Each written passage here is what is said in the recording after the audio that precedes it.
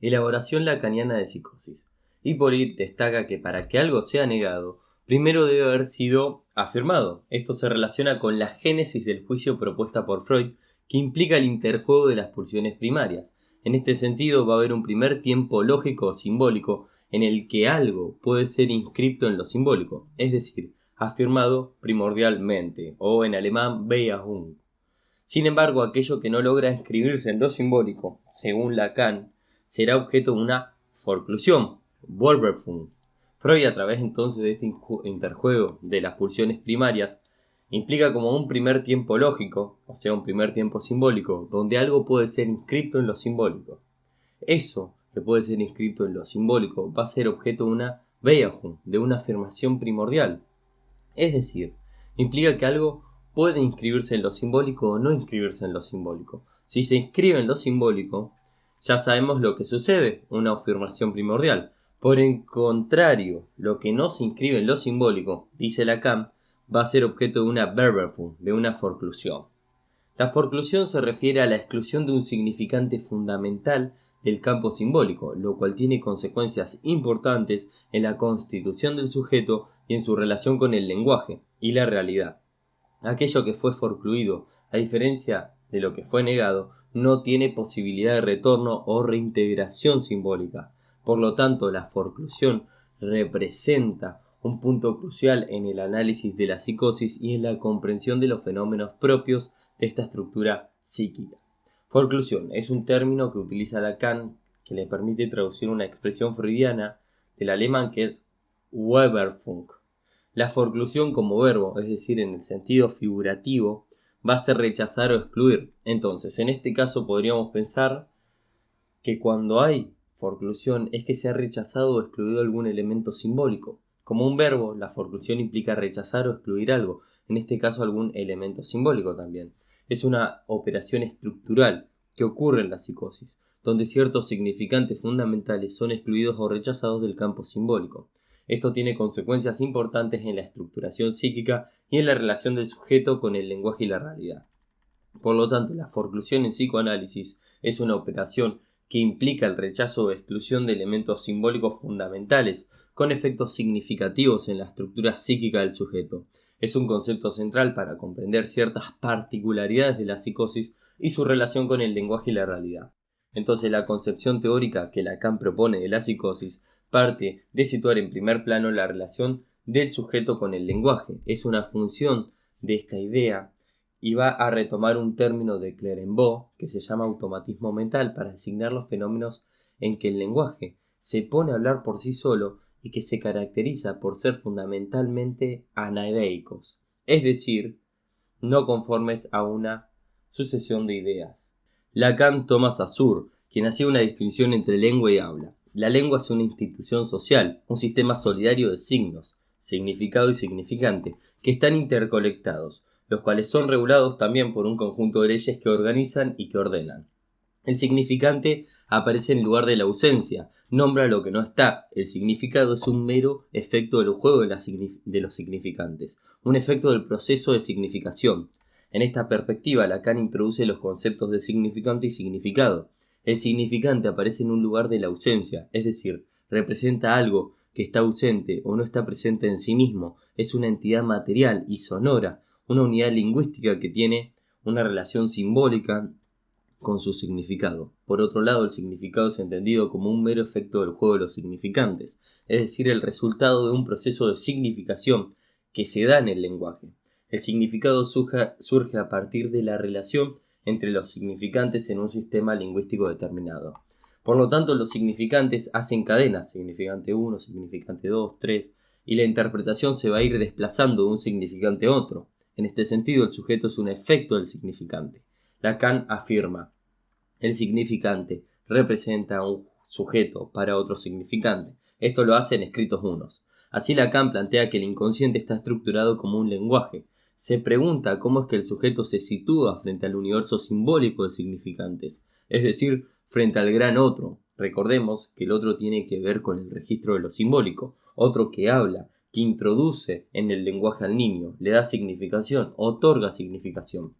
Lacan plantea que el sujeto está atravesado por el lenguaje y que su relación con el universo simbólico de significantes, representado por el gran otro, es determinante en la constitución subjetiva. El significante y la cadena de significantes son elementos clave en el análisis de la estructura del lenguaje y su influencia en la experiencia subjetiva. Por lo tanto, en la psicosis se trataría de un rechazo de ese orden simbólico que dejaría al sujeto por fuera del otro. En el síntoma psicótico, el significante ha perdido los lazos con el resto de la cadena. Se ha separado y ha permanecido aislado, como un significante puesto en lo real. Un ejemplo se ve en los neologismos. Un neologismo es un significante que se caracteriza por ser un término indefinible, que no entra en relación con otros términos a modo de diccionario. Siempre está por fuera del contexto, como un significante extraído de lo simbólico. Entonces, los neologismos son un ejemplo claro de esta ruptura simbólica de la psicosis, por esta característica de ser términos indefinibles, que no tienen relación con los otros significantes. Por ejemplo, un paciente que dice analfabeta. Otro ejemplo de este lazo que se ha perdido con el resto de la cadena es la certeza inamovible que domina al psicótico, que cree que algo de lo que le sucede le concierne, se refiere a él, se dirige a él. El sujeto psicótico cree firmemente en lo que sucede en el mundo exterior tiene una relevancia directa y personal hacia él, como si se refiriera específicamente a su persona. Esta certeza delirante no puede ser cuestionada o modificada por la realidad externa.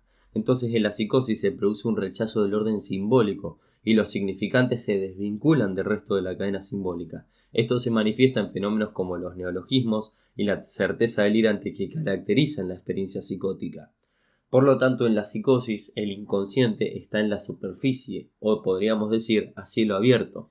Aparece desde lo real, no desde lo simbólico. Lacan dice sobre esto: si es que alguien puede hablar una lengua que ignora por completo, diremos que el psicótico ignora la lengua que habla. Esto lo dice en el Seminario 3.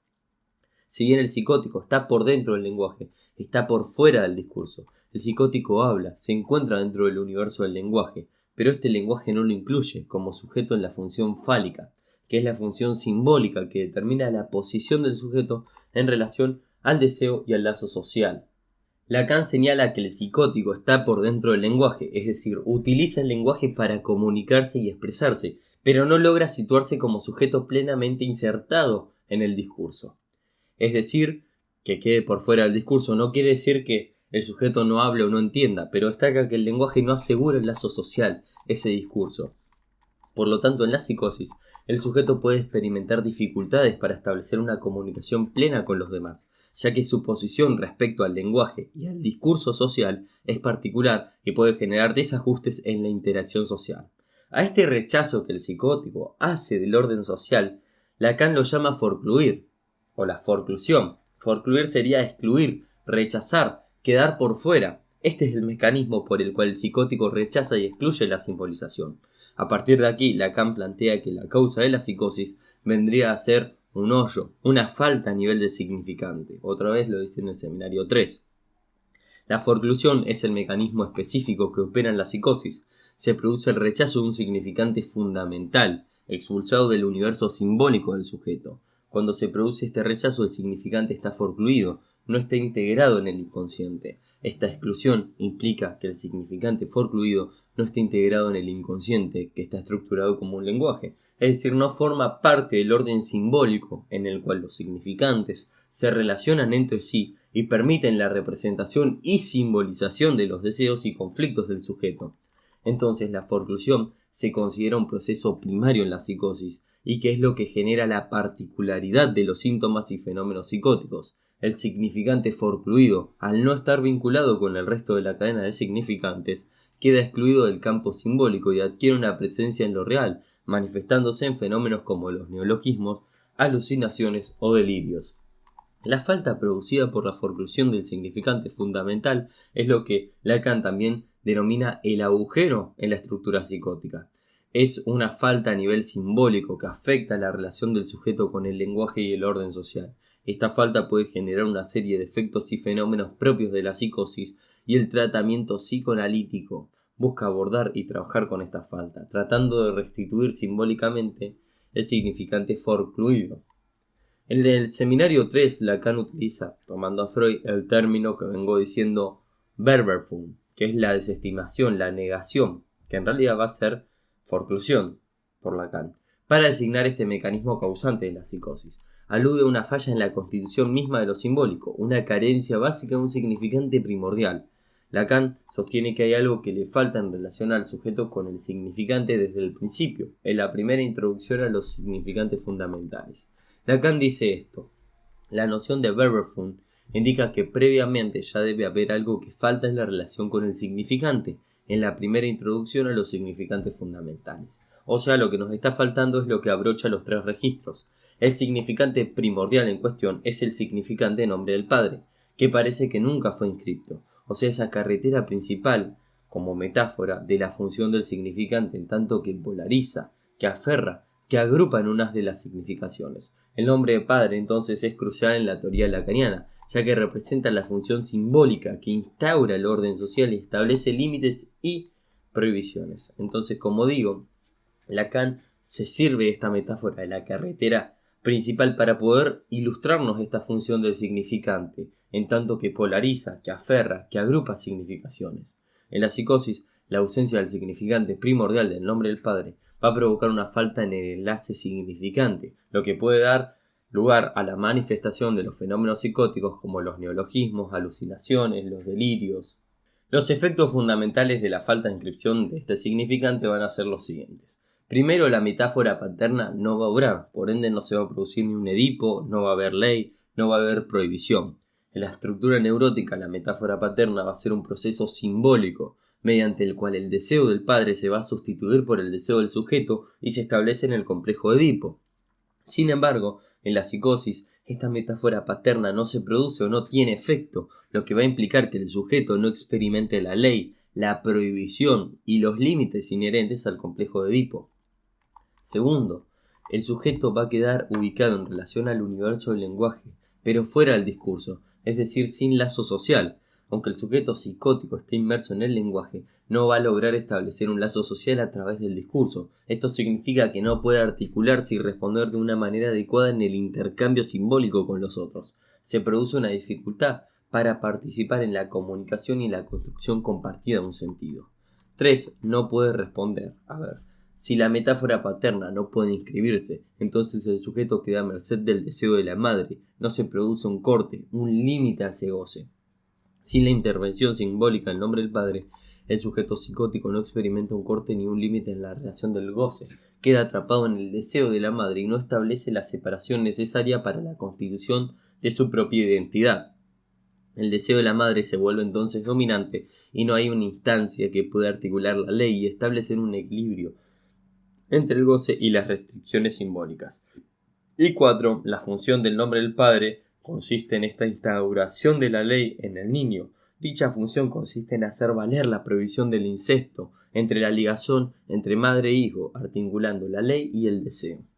¿Dónde podemos ver el significante nombre del padre? Por ejemplo, en las siguientes frases: ya vas a ver cuando venga tu papá, o esto se lo voy a contar a tu papá. Estas frases representan la función simbólica del padre en la estructura familiar y social. El padre, como una figura de autoridad y portador de la ley, se convierte en un significante que impone límites y prohibiciones en la vida del sujeto. Cuando se pronuncian estas frases, se introduce la dimensión del orden simbólico y se establece la autoridad del padre como una instancia que ejerce control sobre el deseo y el goce. El significante del nombre del padre actúa como una mediación entre el sujeto y la satisfacción de las pulsiones, estableciendo ciertas restricciones, orientando la posición en relación a la ley. Es un significante el nombre del padre, es fundante de la ley, limita el deseo de la madre, escindiendo la unidad que inicialmente forman madre y niño. Es una función simbólica. La introducción del significante del padre introduce la entrada de una ordenación en el linaje. Esta es una de las facetas más importantes de la función del padre, la introducción de un orden siempre simbólico. Esta prohibición es la que organiza el lazo social, el orden social, por lo que la carencia de este significante primordial no permite la introducción del psicótico en lo social. Esto se evidencia, como digo, en las particularidades del lenguaje psicótico, en los trastornos del lenguaje. El retorno de lo forcluido va a ocurrir en la forma alucinatoria, o sea, va a haber un retorno que se expresa en lo real. Lo que te retorna desde lo real se impone al sujeto siempre con un sufrimiento. Entonces el desencadenamiento de la psicosis se va a producir cuando el sujeto recibe desde el campo del otro un llamado a responder desde ese significante que no posee, el significante que ha sido rechazado del orden simbólico. Aparece en lo real de forma alucinatoria.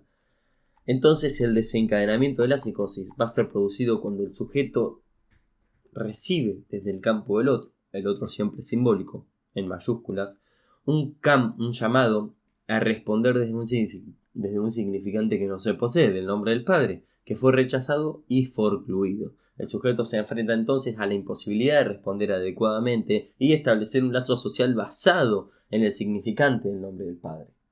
Caso Scheber. Freud va a decir que lo cancelado adentro va a retornar desde afuera. Para Lacan, el presidente Scheber carece de ese significante fundamental que se llama ser padre.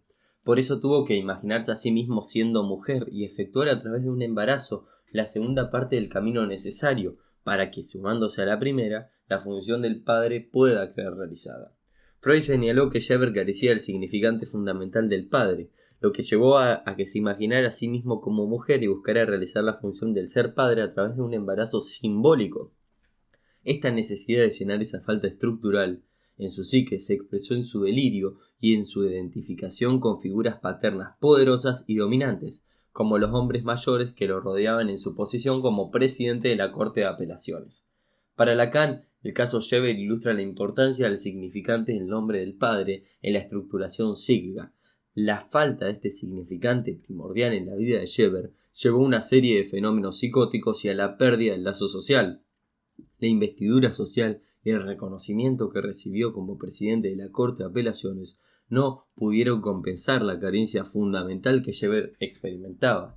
El delirio y las alucinaciones que Scheber experimentaba pueden entenderse como intentos desesperados de llenar esa falta y establecer una relación simbólica con el otro, con el gran otro. Sin embargo, estos intentos resultaron en una fragmentación de la realidad y en una dificultad para establecer un lazo social basado en el significante del nombre del padre. Scheber tiene que desempeñar una función para la cual no tiene un significante para responder y hacerse cargo de esa función.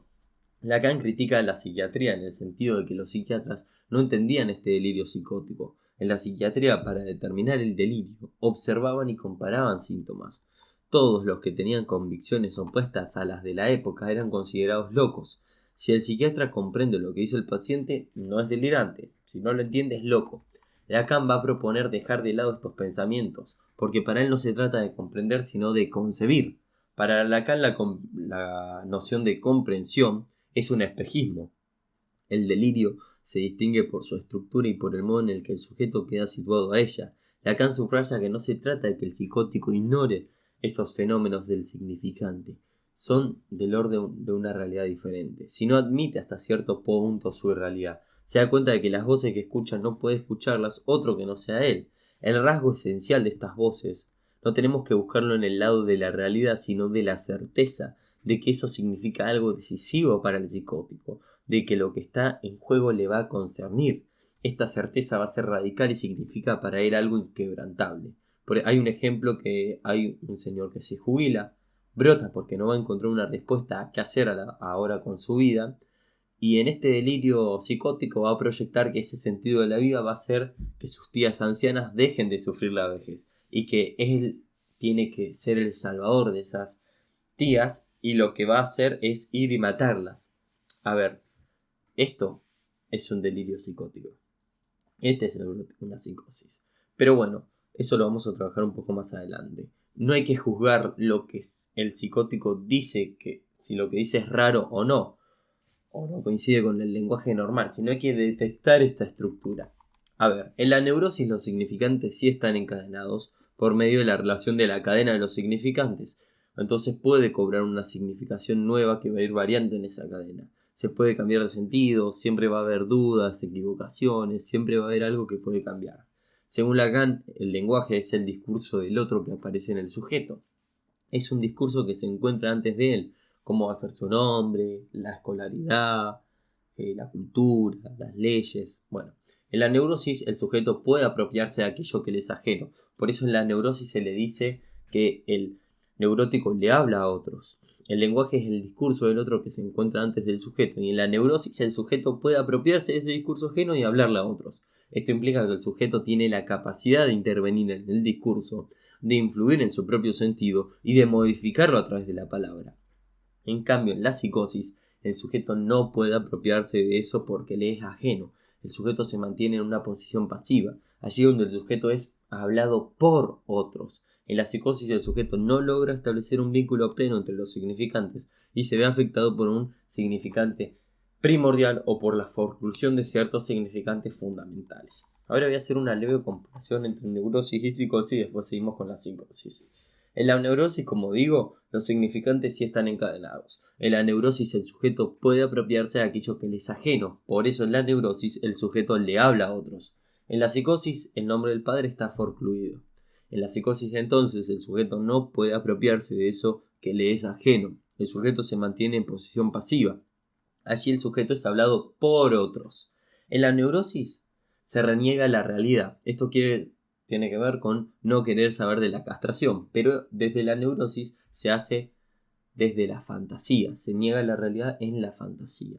En la psicosis se reniega de la realidad. Otra vez, no queremos saber de la castración, pero lo hace desde la creación de una nueva realidad, en caso de poder construirla, obviamente, desde esta realidad delirante. La neurosis, lo que es rechazado, va a volver desde lo simbólico, o sea, desde la represión. En la psicosis, lo forcluido va a regresar desde lo real. Desde la neurosis, el neurótico puede atribuir a quién pertenece la voz que escucha, puede realizar una atribución subjetiva correspondiente. El psicótico no sabe a quién pertenece la voz. La estructura de una neurosis es esencialmente una pregunta.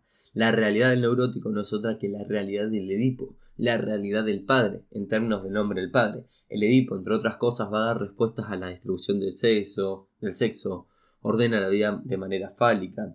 En la neurosis contamos con el nombre del padre y el significante fálico que da significaciones por las cuales podemos situarnos imaginariamente que somos en tanto mujer, hombre, en tanto madre, padre, en tanto vivo, muerto, en tanto relación con el partener sexual. El psicótico no se hace una pregunta, sino que tiene una respuesta que se presentifica antes que la pregunta pueda formularse. Entonces, en el psicótico no va a haber duda, va a haber una certeza. ¿Cuál es el diagnóstico diferencial entre neurosis y psicosis? Entonces, en ambas se trata de algo que concierne a la estructura del lenguaje. Ahora, no es lo mismo una planta neurótica que una planta psicótica. Entonces, resumiendo y para cerrar esta idea. Neurosis. La planta neurótica se rige por el retorno de los reprimidos de lo simbólico. Es el factor dinámico de la estructura, la insistencia que rige en el crecimiento de la estructura y las formaciones sintomáticas.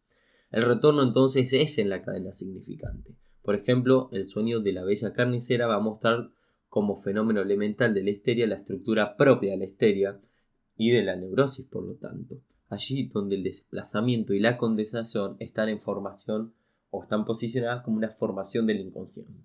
Por otro lado, la psicosis, el delirio, la alucinación van a ser fenómenos elementales porque van a mostrar esta estructura psicótica y su retorno es en otro lugar, es en el lugar de lo real. Por lo tanto, la diferencia entre neurosis y psicosis en relación con lo que veníamos hablando está en la relación con el lenguaje y el discurso. Va a destacar la manera en que cada estructura subjetiva se va a posicionar frente al lenguaje y esa apropiación de los significantes. Como digo, en la neurosis el sujeto puede intervenir en el discurso y modificar el sentido, mientras que en la psicosis el sujeto se mantiene en una posición más pasiva y es afectado por la falta de significación y la falta de inscripción de ciertos significantes que son fundamentales. Para diagnosticar una estructura psicótica, el psicoanálisis lacaniano busca entonces lo que se denomina fenómenos elementales, es decir, que esta estructura no se va a hablar de síntomas como la neurosis, sino como la estructura neurótica no se habla de fenómenos elementales, acá en la psicosis se habla de fenómenos elementales. Entonces, cuando hablamos de neurosis, síntomas. Cuando hablamos de psicosis, fenómenos elementales. Estos fenómenos se pueden presentar incluso antes del desencadenamiento de una psicosis, de un delirio, y esta es la etapa que se conoce como prepsicosis. Bueno, entonces lo que hay que encontrar para diagnosticar una psicosis es básicamente un trastorno del lenguaje, una desorganización en el discurso. Y si hablamos del lenguaje, estamos hablando obviamente del registro de lo simbólico. El significante solo, aislado, desencadenado en lo real, va a dar cuenta de esta estructura psicótica. Lacan vuelve a afirmar en el seminario 3 que es necesario poder distinguir la nervadura del significante, es decir, la presencia del significante que no se encadena y que se impone en lo real. Entonces, cuando Lacan habla de la nervadura del significante, ¿qué nos va a decir? Que la estructura de la psicosis está dada por la forclusión del nombre del padre. Esto se va a verificar por la irrupción del significante en lo real y por las consecuencias en términos del plano de significación y del goce. De este modo, el retorno de la nervadura de la planta, es decir, que el detalle que permite reconocer la estructura y que permite pensar esas expresiones mnemónicas, o sea, conjunto de códigos simbólicos, que vengo hablando. A ver, Lacan entonces ubica como condición para el diagnóstico de la psicosis presencia de trastornos del lenguaje. Cuando hablamos de trastorno del lenguaje, de esta desorganización en la psicosis, vamos a conseguirlo como un sentido amplio, incluyendo los neologismos que explicamos, estribillos, intuiciones, relaciones cabalísticas, alusiones verbales, juegos de homonimia, naufragio de sintaxis, duplicidad de enunciación. Ahora voy a explicar algunos para que sepamos cuáles son.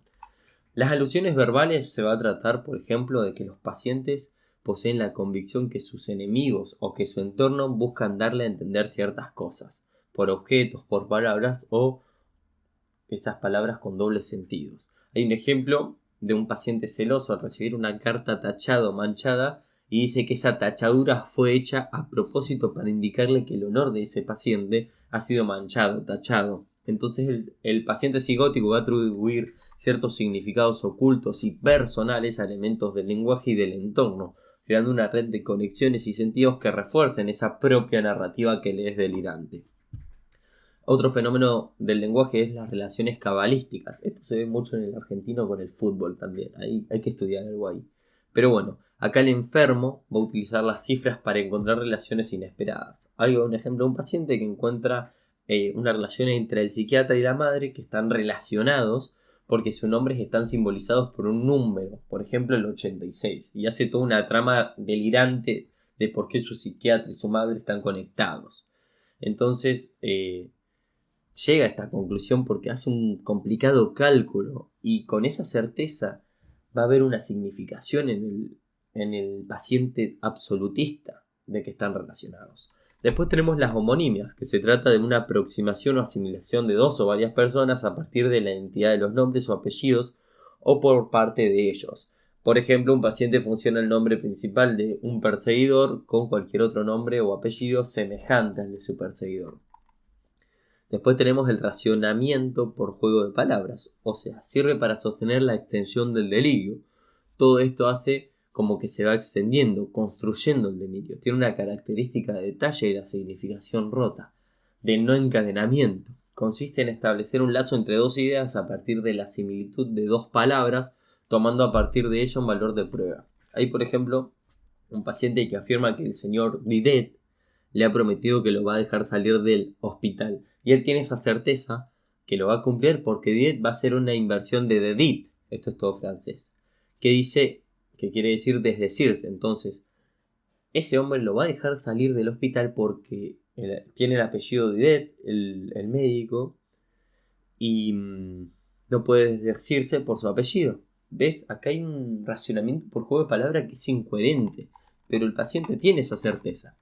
Entonces, esta semiología, que en un principio fue establecida por Giraud, se pone de manifiesto en el modo de captar el detalle, y está en el detalle la nervadura del significante. Esto es lo que hace la planta, o sea, a la forclusión que se ve en el detalle, porque la forclusión se ve en esa significación rota, en esta cadena rota, en esta imposibilidad de imponer o de una imposición de una dialéctica entre los significantes. Entonces esa nervadura del significante recorre todas estas interpretaciones delirantes. Y las interpretaciones pueden o no tomar cierta justificación lógica, pero el asunto no es esto, sino el asunto del psicótico es esa certeza. El sujeto es psicótico o que tiene esta condición psicótica va a poder razonar o no, va a poder dar una indicación o no, va a dar una explicación, pero la cuestión va a ser siempre la certeza y el absoluto que se ve. De ahí la definición del fenómeno elemental va a estar cerrado a esa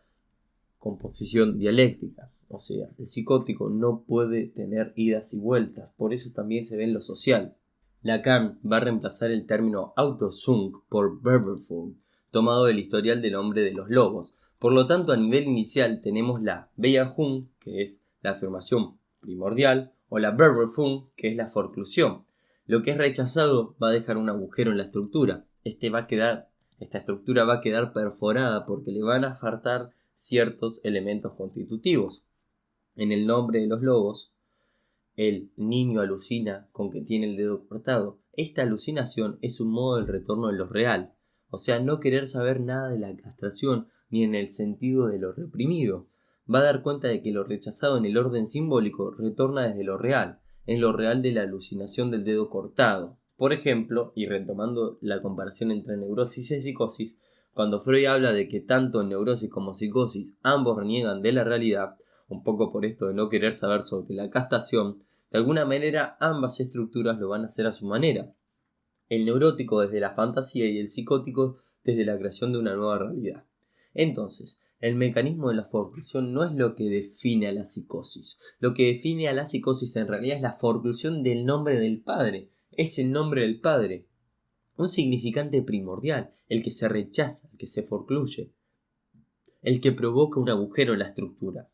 Este significante es el que garantiza la ley, el que regula el goce. Es esa carretera principal que polariza las significaciones, que separa a la madre del hijo como un objeto de deseo.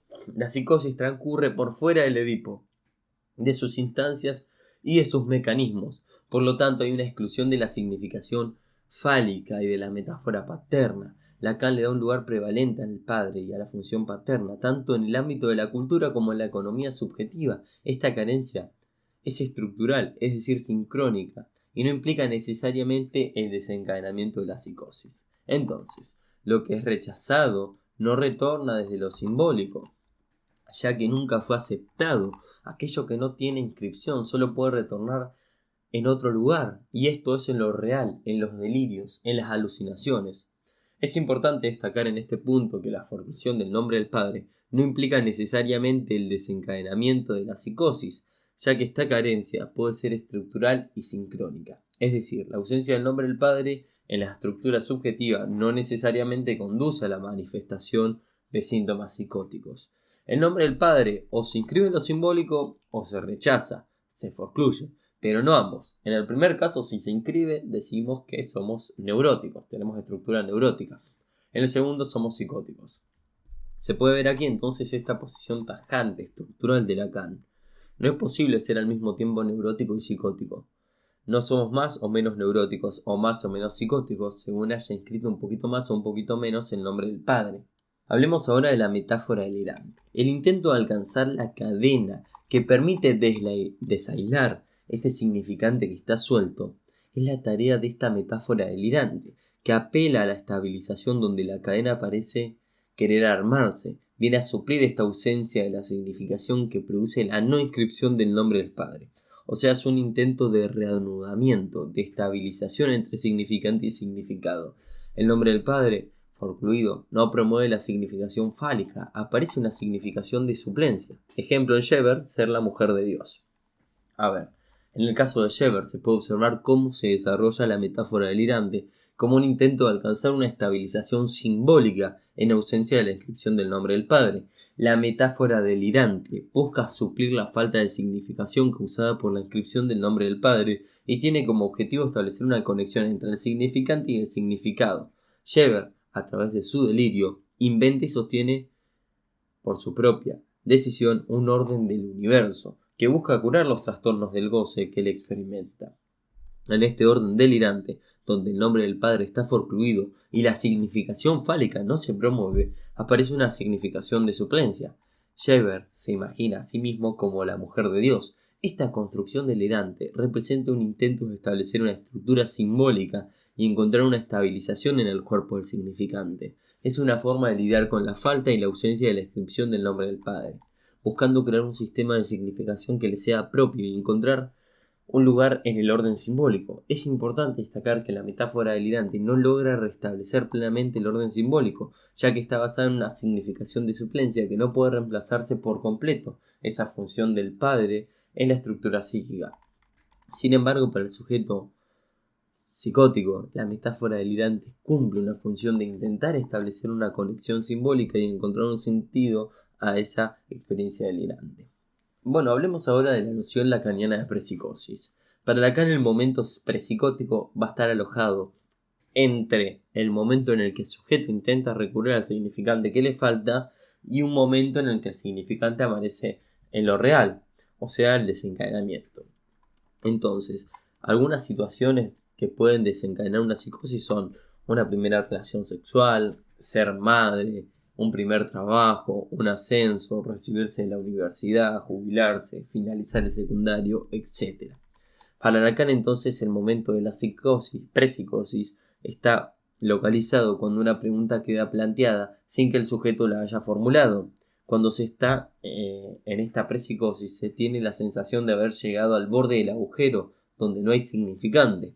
Por ejemplo, como si le pidiéramos a un actor que realice un personaje y este personaje no tuviera un guión para hacerlo, pero el resto de los personajes sí, y así salgan todos a escena. Entonces se encuentra con ese agujero.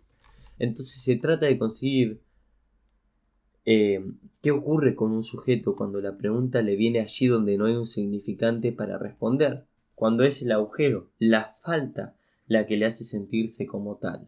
El sujeto tiene la necesidad de responder con ese significante y allí se da cuenta de su falta, con ese defecto que existe desde siempre, la forclusión del nombre del padre. Esto es lo que indica el desencadenamiento. Este defecto, esa falla, es una falla en la estructura sincrónica que despliega sus efectos diacrónicamente a partir de un momento determinado, definido como el llamado de un sujeto al significante que nunca ha estado y por lo tanto aproximarse al agujero significante. ¿Qué pasa con el lugar vacío del significante del nombre del padre? En la psicosis, el lugar vacío del significante del nombre del padre es un aspecto crucial. Lacan sostiene que ese agujero donde debería estar el nombre del padre comienzan a fluir significantes de manera desordenada, lo que él va a llamar cascada significante. El sujeto psicótico no da cuenta con el orden de la significación fálica, y esa cascada de significantes es una respuesta al vacío y a la perplejidad causados por la falta del significante fundamental. Lacan habla de que se sueltan las amarras entre significante y significado, lo que en términos de Saussure serían las masas amorfas. Dice Lacan, comienzan a fluir como masas amorfas, y de ese soltarse las amarras entre significante y significado, procede el desastre creciente de lo imaginario, o sea, la proliferación a nivel imaginario. Aparecen todas esas significaciones terroríficas. Esto pasa hasta que se alcance el nivel en que el significante y significado se unan a través de la metáfora delirante, pero en este momento están desarmados. Entonces, la fórmula de la metáfora delirante sería el significante neológico en el lugar donde debería estar el significante del nombre del Padre. En Scheber, soy la mujer de Dios, que le permite estabilizar el significado delirante al sujeto, no coordinado con la función fálica, pero que le permite cierta estabilización. El brote comienza con la perplejidad, con los fenómenos de franja. Frente a eso, el sujeto tiene que tratar de explicarse, y entonces ahí van los significantes en cascadas a tratar de producir un fusionado de ese vacío. Eso no tiene orden, porque no tiene el ordenamiento de la función fálica, en donde hay un significante que representa un sujeto frente a otro significante, en donde hay metáfora, condensación y metonimia, o sea, desplazamiento. A partir de ese brote aparece el delirio como el modo en que en el sujeto se explica todo eso.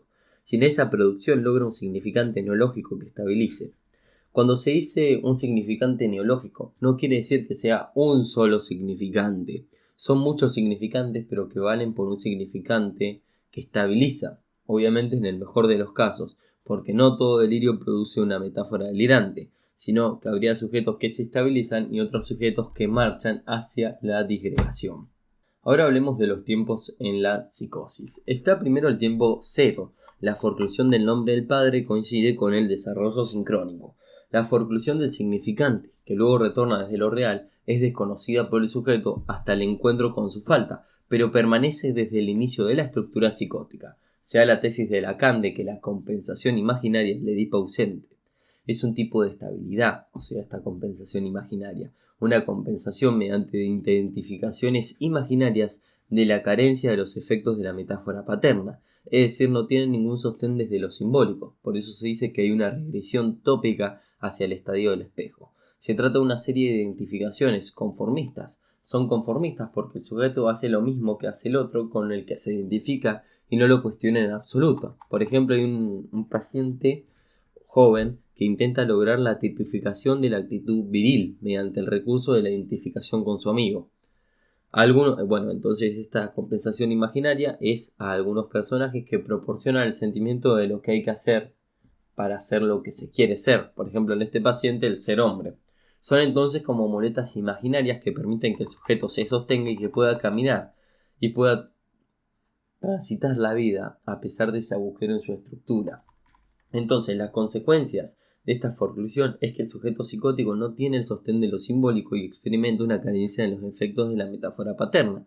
En lugar de la estabilización proporcionada por esta metáfora paterna, se produce una compensación imaginaria en la estructura psicótica. En la compensación implica identificaciones imaginarias que actúan como muletas que permiten que el sujeto se sostenga y que pueda transitar la vida a pesar de la falta y del agujero en su estructura. El sujeto se conforma con reproducir lo que el otro, con el que se identifica, hace, sin cuestionarlo en absoluto.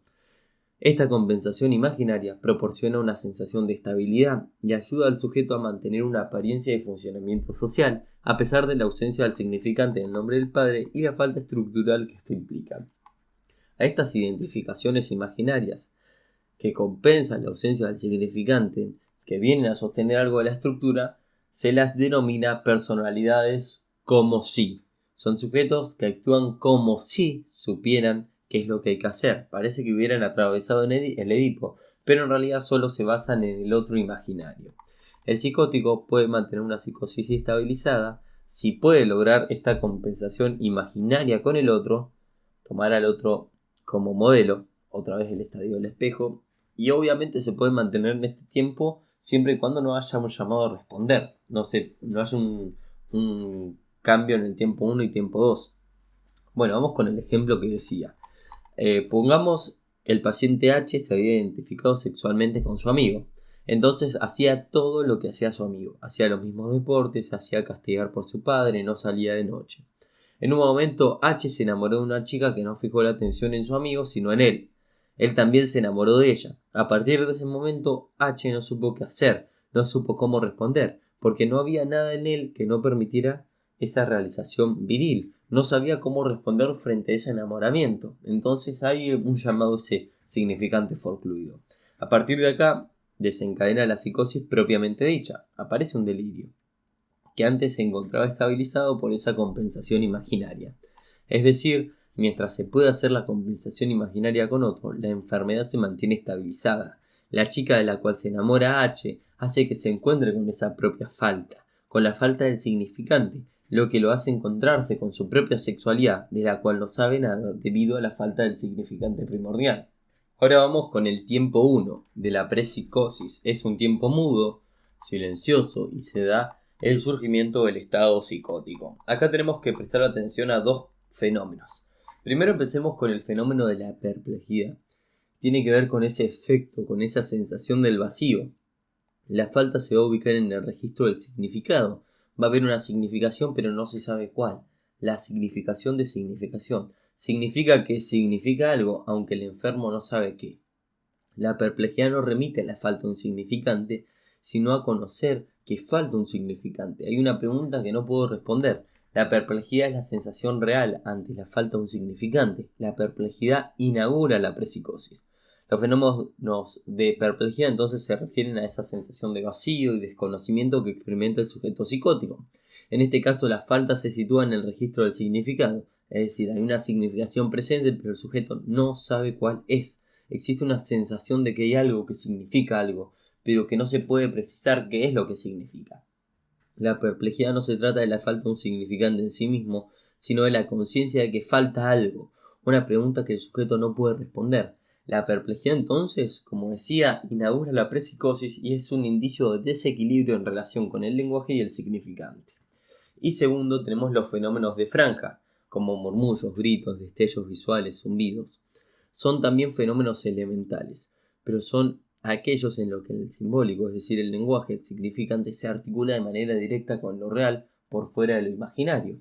A ver, aparecen en el borde de la estructura del lenguaje. Es un significante asemántico. Solo no significan nada, no tiene palabra. En el caso de Scheber, por ejemplo, el fenómeno del alarido. Es un grito que es significante, pero que se va a presentar de manera aislada con la cadena significante. Solo, sin relación con los otros significantes. Y por lo tanto, sin una significación. No se puede considerar como un lenguaje articulado. Él no es un agente de su grito. El alarido invade intrusivamente y se adueña de su cuerpo. Por eso decimos que invade lo real, invade lo imaginario. Estos fenómenos de franja muestran la conexión directa entre lo simbólico, el lenguaje, los significantes y también lo real y lo imaginario. O sea, también van a revelar cierta dificultad del sujeto para articular el lenguaje de una manera coherente y establecer la relación significativa con el mundo. Entonces decimos que este primer momento de psicosis, o sea, la incubación prepsicótica, tiene que ver con estos primeros momentos del desencadenamiento, donde está el agujero, donde está la perplejidad, donde están los fenómenos de franja, donde está el crepúsculo del mundo. Acá el sujeto puede sentir una sensación de vacío, de confusión y experimentar una pérdida de sentido de la realidad. Es un periodo en que se fragua el desencadenamiento de la psicosis. El tiempo 2 de la psicosis se conoce como psicosis clínica o propiamente dicha. Es la manifestación de los síntomas psicóticos tales como delirios y alucinaciones. La presencia del otro va a tomar iniciativa. Algo va a ocurrir en cierto momento de la vida del sujeto cuando la psicosis se desencadena. En la psicosis, al no estar el significante del nombre del padre, se va a producir una irrupción del goce sin límites, como decimos. En el caso de Scheber se menciona que Dios le exige voluptuosidad, lo que refleja esa manifestación del goce desenfrenado y desligado de las restricciones simbólicas. En el tiempo 2, entonces, denominado psicosis clínica propiamente dicha, se manifiestan los síntomas característicos de la psicosis, como delirios y alucinaciones.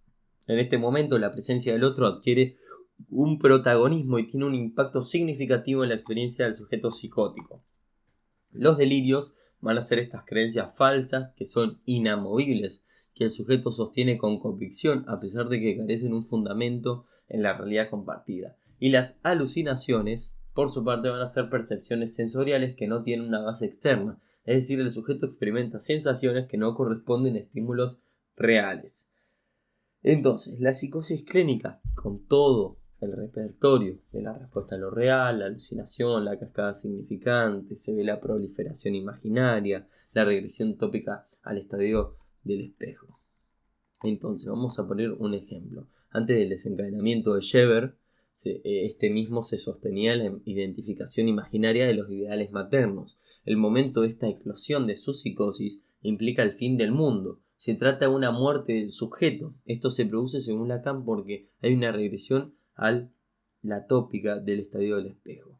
La regresión tópica del estadio del espejo sitúa al sujeto entonces en la alienación de una captura imaginaria radical, reduciéndolo a una posición intimidada.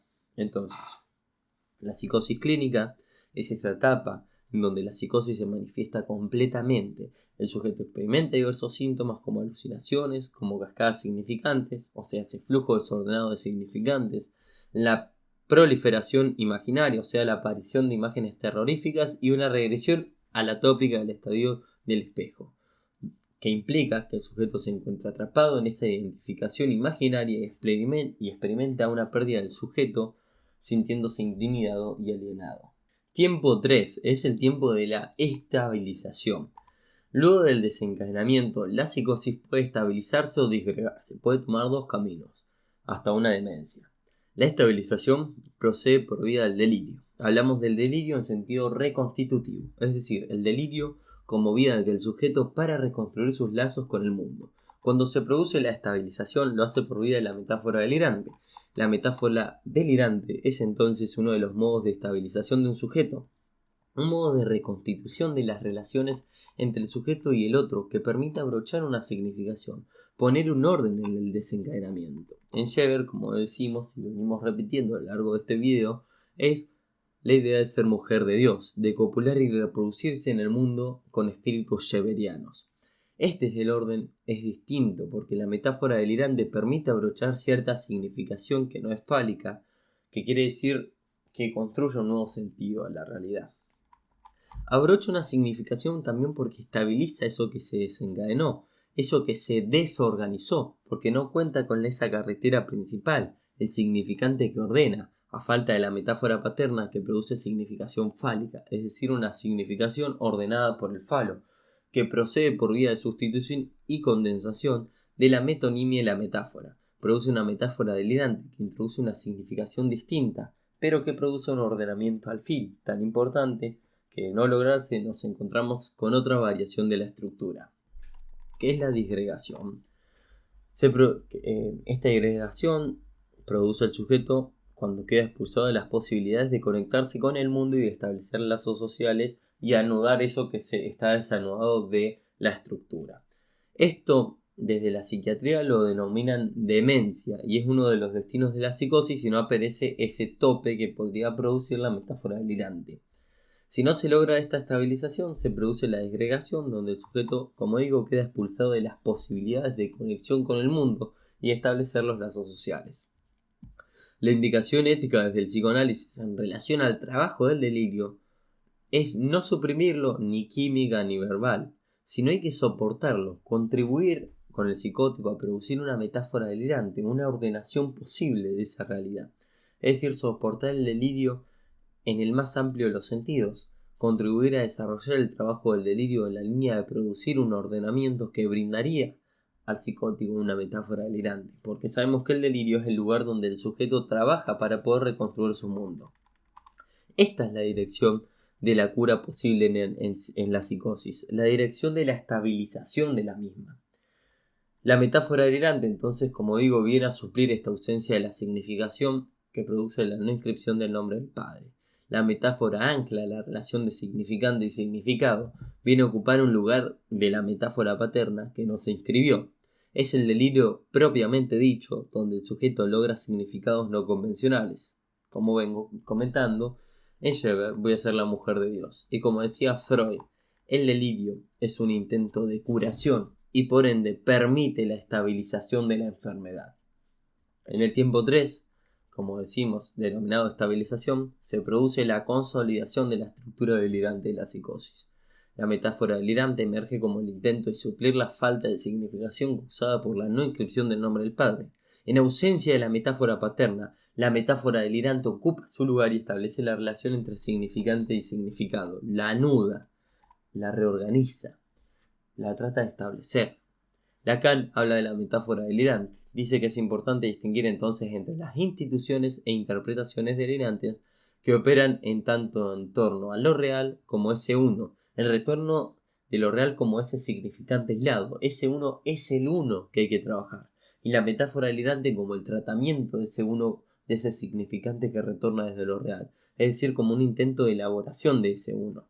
También dice que no hay que confundirnos la metáfora delirante con la metáfora paterna, porque la metáfora paterna implica movilidad, dialectibilidad, significación fálica, mientras la metáfora delirante solo constituye un orden de hierro, porque es fijo, porque es inmóvil, porque no va a haber una razón para ponernos a interpretar la metáfora delirante. Por ejemplo, ¿para qué vamos a interpretar la metáfora de Scheber? ¿Para qué? Si él está absolutamente convencido de que fue elegido por Dios y que eso es la razón del goce voluptuoso, fijo, sin ningún desplazamiento, sin ninguna condensación, listo, se terminó. Entonces, ¿para qué buscar asociar libremente y tratar de cambiar de idea? Se nos va a hacer imposible por esta certeza inamovible. Entonces, la metáfora delirante en la psicosis cumple esta función de proporcionar cierto ordenamiento y estabilización para el sujeto, permitiéndole encontrar un sentido en su experiencia delirante. O sea, es un intento de elaborar y de dar sentido a ese uno singular que se presenta en la psicosis sin recurrir a mecanismos de la metáfora paterna que implican cierta movilidad y significación fálica. Entonces, ¿cómo y cuándo comienza un delirio? Cuando el otro, que debiera ser invisible y silencioso, toma iniciativa, es decir, a falta de aquel significante que responde en el otro, todo el conjunto significante se pone en cuestión. El retorno del significante en lo real es un tormento que, a diferencia del tormento de la neurosis obsesiva, no tiene a su disposición la cadena significante para poder darle un vehículo al goce. El trabajo del delirio es un intento de poder civilizar ese goce.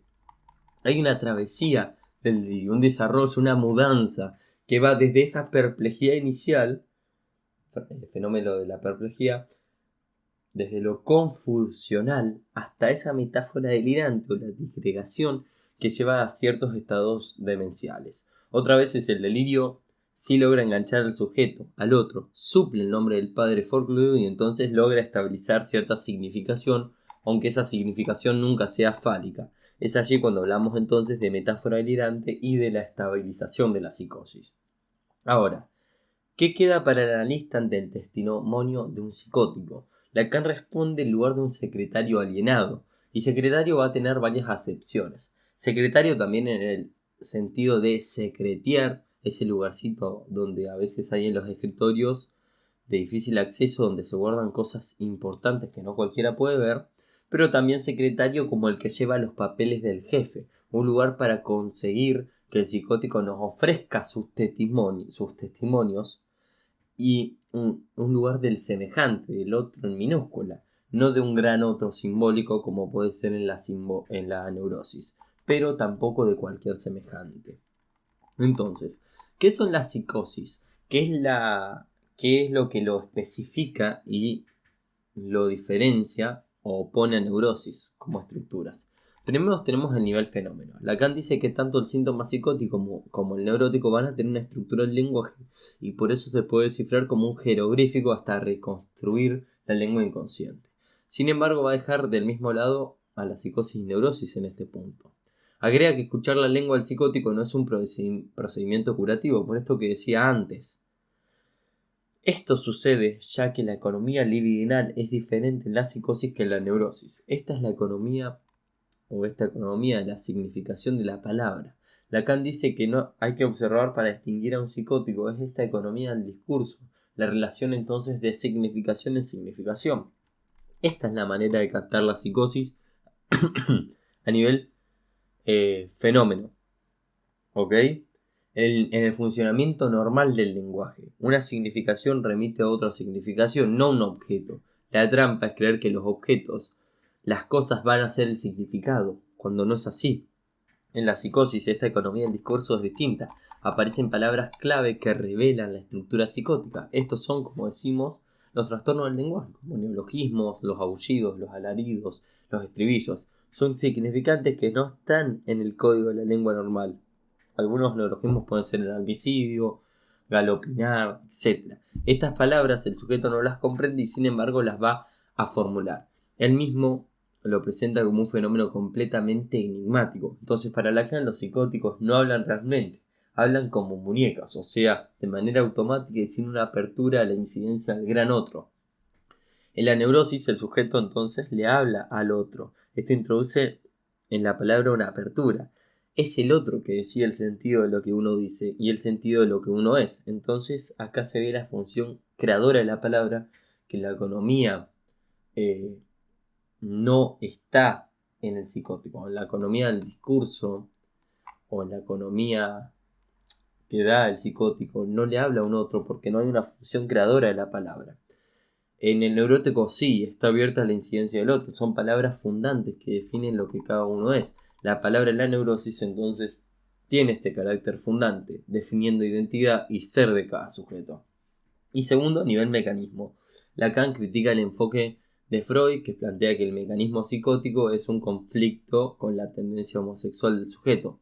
Lacan considera que esta explicación no va a ser adecuada y prefiere utilizar conceptos como falta, vacío, agujero en la estructura para poder comprender la psicosis.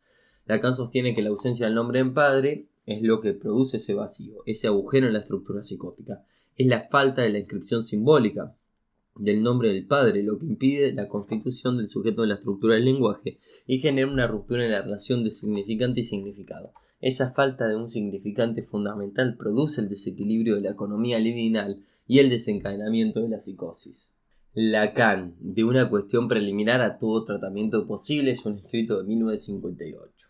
Acá nos vamos a centrar en la discusión que tiene Lacan con la psiquiatría y la filosofía en lo referido a las alucinaciones. Él nos dice que hay que cuestionar la posición del sujeto ante esa alucinación, cómo queda ubicada esa persona, ese sujeto frente al fenómeno. El sujeto se siente dividido, fragmentado en ese momento y no como una unidad. El elemento puramente perceptual queda en el olvido. No nos importa si efectivamente el sujeto escuchó una voz o no. Lo que sí va a importar, o lo que tiene mayor relevancia, es cómo se ubica el sujeto ante esa voz. Una de las dimensiones esenciales del fenómeno de la palabra es que el otro no es el único que escucha a uno. En la palabra humana, el emisor es siempre al mismo tiempo un receptor, que oye el sonido de sus propias palabras. La alucinación auditiva no tiene su fuente en el exterior. Es independiente de lo sensorial. Es el efecto de la palabra el que resuena en la mente del sujeto. En un discurso, lo que uno comprende es distinto a lo que uno se percibe acústicamente. En el acto de oír, no es lo mismo escuchar toda la frase y esperar un final, dejar transcurrir la cadena discursiva y que de esta manera se dé el sentido retrospectivamente mediante un punto final, que detenerse en cada palabra y ver la significación de cada palabra. Lacan plantea la diferencia que entre escuchar toda una frase y esperar su conclusión, permitiendo que el sentido se establezca retrospectivamente a través de un punto final, y detenerse en cada palabra a ver la significación individual, es distinto y va a cambiar todo el orden de la significación. El neurótico puede atribuir a quién le pertenece esa voz que escucha, puede realizar la atribución subjetiva correspondiente. El psicótico no sabe de quién viene esa voz, no puede determinar por sí mismo a quién le corresponde la voz que escucha, se le atribuye a un gran otro, gozador. El psicótico no es consciente de lo que dice, tiene la sensación de que el discurso no le pertenece, ya no es él el que piensa. Lacan explica entonces cómo el profesional debe ubicarse en el discurso de un psicótico. Se debe dar una sumisión completa del analista frente a su discurso. Si el analista se posiciona activamente mediante el discurso dominante, va a generar una defensa por parte del paciente. El analista no debe incentivar a avanzar sobre el enfermo, porque eso va a poder desencadenar la psicosis en caso de que no esté desencadenada. Bueno, Lacan también habla del seminario 11 en la clase 18.2 y 3 de la noción del sujeto. La noción del sujeto representado entre los significantes y pensar algunos avatares cuando el sujeto no consigue esa representación en el significante. Lacan va a trabajar por vía de la famosa holofrase, que está presente tanto en clínica de psicosis, de Borders, etc. Lacan acude a la noción del significante 1 y 2 pegoteado, y esta es la idea de la holofrase. La holofrase es una frase que se repite en momentos azarosos, sin una significación elaborada, como si la significación fuera originaria y estancada, o con ausencia de una enunciación. O sea, es un avatar. El sujeto yace invisible entre los significantes. A la categoría de un sujeto le va la idea de esa desaparición de ningún significante. En este sentido, el sujeto carece de un significante que lo represente y se enfrenta a esa ausencia de enunciación. Lacan va a plantear que en estos casos el sujeto se encuentra en la posición de desaparición porque no hay ningún significante que lo represente. Esta ausencia de un significante propio se relaciona con la categoría del sujeto y la vinculación con la idea de la desaparición. La clínica de la holofrase pone la psicosis y la enfermedad psicosomática acá. Se produce un holofraseo de los significantes, no hay un intervalo entre los significantes. Los significantes van a estar soldados, no va a haber circulación en la cadena de significante. Hay la significación única. Hay ausencia de representación del sujeto. Lacan entonces toma esta idea de la lingüística y va a dar un ejemplo de una holofrase. Cuando uno dice fuego, ahí no nos remite a nada. Está cerrado a toda composición dialéctica. Uno no se pone a dudar ni a preguntarse nada cuando alguien dice fuego. Ese tipo de recurso lingüístico es lo que hace pensar a Lacan en el holofraseo del significante como ese fenómeno de la psicosis. Y un delirio en tanto estructura puede ser considerado como una holofrase, porque no remite a ninguna otra cosa, está cerrado en sí mismo, es decir, una condensación cristalizada que carece de toda posibilidad de representación del sujeto y de circular por la cadena. Diagnóstico diferencial de psicosis. La clínica psicoanalítica es una clínica del detalle. Para Freud y para Lacan, lo más valioso se encuentra en la escoria de la observación, en aquello que el conjunto termina velando. En este sentido, el método freudiano participa de lo que llamamos ciencias indiciales, o sea, de los indicios. Lacan, por ejemplo, indica que más que la acumulación de datos, de hechos, es importante el recorte de uno solo de sus correlaciones, aquello que se llama las pequeñas particularidades de un caso. Sostiene que en el análisis se trata de la eficiencia de un buen corte. Dice que el diagnóstico diferencial también se trata del buen corte, aquel que revela la estructura. Se trata de reconocer la estructura aún en los pequeños elementos, en los más sutiles, en los que pasan desapercibidos. A su vez, no hay que confundir el minimalismo del detalle con el facilismo arbitrario. Poder reconocer la importancia de un detalle tiene que ver con un largo recorrido. En la clínica psicoanalítica, el diagnóstico diferencial de la psicosis se basa en la atención cuidadosa a los detalles, en el reconocimiento de las estructuras subyacentes. Tanto Freud como Lacan enfatizan en la importancia de observar los indicios y las pequeñas particularidades de un caso para revelar la estructura psicótica. Entonces, la clínica psicoanalítica se diferencia del relato biográfico, de la acumulación de datos, de la novela, de la anécdota, porque ubica al sujeto en ese punto en el que el detalle delimita la estructura y la especificidad de una historia. El diagnóstico diferencial, al modo psicoanalítico, se basa en la estructura presente en el detalle y no en la acumulación. La acumulación implica el riesgo de perderse en los detalles, mientras que el método freudiano, retomado por Lacan, tiene que ver con la escoria de la observación, con el pequeño detalle, con lo que se refiere y se lee en los márgenes de lo que se observa, con aquello que puede permanecer por fuera, discordante con el conjunto. Por eso no va a resultar sorprendente, muchas veces el diagnóstico estructural contradice la apariencia global, que puede aparentar un obsesivo, pero su estructura es la de la psicosis, porque a partir del detalle se revela la estructura. Se propuso que la diferencia entre psiquiatría clásica y psicoanálisis es la diferencia entre una clínica de la mirada y una clínica de la escucha, una escucha que hace a lo estructural, que requiere más detalle. Lacan va a pensar entonces en términos de detalle, aquello que va a aparecer en lo que denomina las nervaduras de la hoja, cuando habla de la relación estructural que subyace entre los fenómenos elementales y la construcción del delirio. Propone el ejemplo de la planta, que ya hemos venido hablando a lo largo de este video. El modo en que se imbrincan y se insertan las nervaduras de la hoja reproducen una estructura análoga a la de las formas que componen a esa totalidad de la misma planta. Del mismo modo, la composición del delirio y del fenómeno mostrarían estructuras análogas, lo que Lacan dice que tienen la misma fuerza estructurante. No hay una relación parte a todos, ni una sumatoria de elementos análogos, sino una configuración compleja donde la misma estructura está presente de diversos modos y en distintos niveles en cualquiera de los componentes de la planta. Aún el fragmento más pequeño de la hoja reproduce la estructura de la planta, es un índice de la estructura. El elemento no es una parte del todo, sino que en él se resume la estructura misma, y eso funciona para el fenómeno elemental, tanto para singular del fenómeno elemental que es el delirio. Y para ya ir finalizando, vamos a hablar del cuerpo en la psicosis. La afección del cuerpo en el campo imaginario en la psicosis va a ser evidente. En efecto, podemos pronunciarnos en relación con este cuadro, afirmando que el psicótico presenta un cuerpo absolutamente tomado por otro, encerrado en el goce de ese otro. Por ejemplo, Scheber decía: Flegel me quiere hacer su mujer y copularme. Por ello es posible enunciar en el desarrollo de una psicosis un intento de recuperación de ese cuerpo, de una apropiación de un cuerpo que deja de ser mío.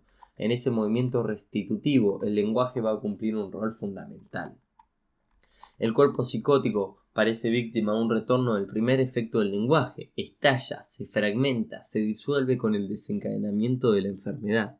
El lenguaje actúa en estos casos como un parásito portador de goce, que puede fragmentar el cuerpo, que frente a la ausencia de la significación fálica, encuentra cero barreras para avanzar sobre él en un movimiento mortificante, el despedazamiento de lo imaginario. Empuja al psicótico a buscar una herramienta simbólica que permita sostener los pedazos y rearmarlos por fuera de la función fálica. Y allí adviene la escritura, en diferentes formas, porque siempre, como la herramienta simbólica, está al servicio de la reconstrucción y reapropiación del cuerpo. Entonces la escritura se convierte en una forma de dar sentido y coherencia a la experiencia psicótica, permitiendo al sujeto reconstruir su relación con el cuerpo y encontrar una formación de expresión que trascienda la fragmentación y la disolución del lenguaje en la psicosis. Lacan habla entonces, como venía diciendo, en una regresión a la tópica del espejo, momentos de constitución del yo, del cuerpo y de la realidad. A ese estadio se produce la regresión y entonces hay una disolución de lo imaginario y todos los fenómenos propios de lo especular, el cuerpo fragmentado, el apartamiento de la realidad. Hay que recordar, y acá voy a hacer una leve mención del estadio del espejo para permitir pensarnos el cuerpo en la psicosis.